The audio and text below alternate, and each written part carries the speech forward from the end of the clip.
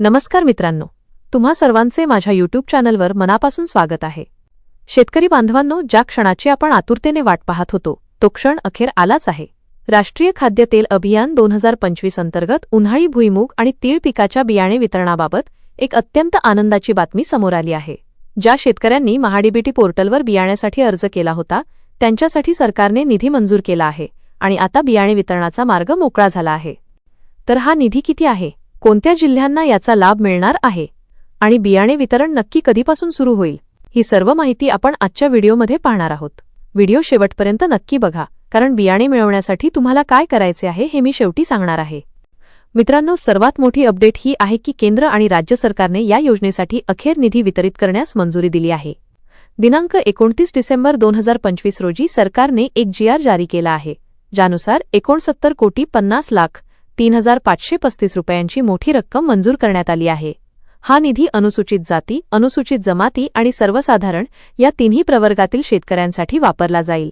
खास गोष्ट ही आहे की फक्त बियाणेच नाही, तर या योजनेअंतर्गत कृषी विद्यालय, तेलघाणी आणि इतर बाबींसाठी सुद्धा या रकमेचा वापर केला जाईल।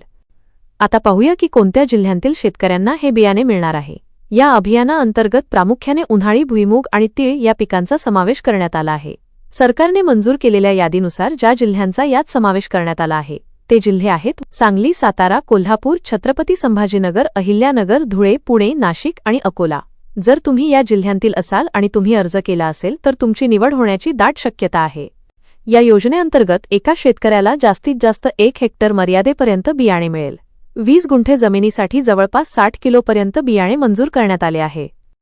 मित्रांनो, आता तुम्ही म्हणाल की निधी तर आला, आता बियाणे हातात कधी मिळेल? तर मित्रांनो, निधी उपलब्ध झाल्यामुळे अंदाजे 30 डिसेंबर 2025 पासून म्हणजेच लगेचच बियाणे वितरण प्रक्रिया सुरू होण्याची शक्यता आहे। मित्रांनो, निधी मंजूर झाला आहे, पण बियाणे घेण्यासाठी तुम्हाला काही गोष्टी लक्षात ठेवाव्या लागतील। जर तुमची निवड झाली तर तुम्हाला महाडीबीटी पोर्टलवरून मोबाईलवर मेसेज येईल, त्यामुळे तुमचा रजिस्टर्ड मोबाईल नंबर चालू ठेवा।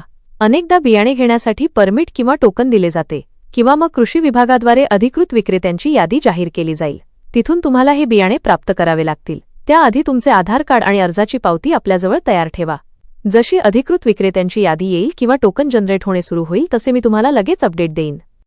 तर मित्रांनो, ही होती राष्ट्रीय खाद्य तेल अभियानाशी संबंधित महत्त्वाची अपडेट। जर तुम्हाला हा GR पाहायचा असेल तर या व्हिडिओच्या खाली डिस्क्रिप्शनमध्ये मी सरकारी वेबसाईटची लिंक आणि माझ्या व्हॉट्सअप ग्रुपची लिंक दिली आहे। लिंकवर क्लिक करून ग्रुप जॉईन करा। तुम्ही या योजनेसाठी अर्ज केला आहे का आणि तुमचा जिल्हा कोणता आहे हे खाली कॉमेंटमध्ये नक्की सांगा। जर व्हिडिओ आवडला असेल तर लाईक करा आणि सर्व शेतकरी ग्रुपमध्ये शेअर करा। भेटूया पुढच्या अपडेटमध्ये, तोपर्यंत निरोगी रहा, आनंदी रहा। धन्यवाद।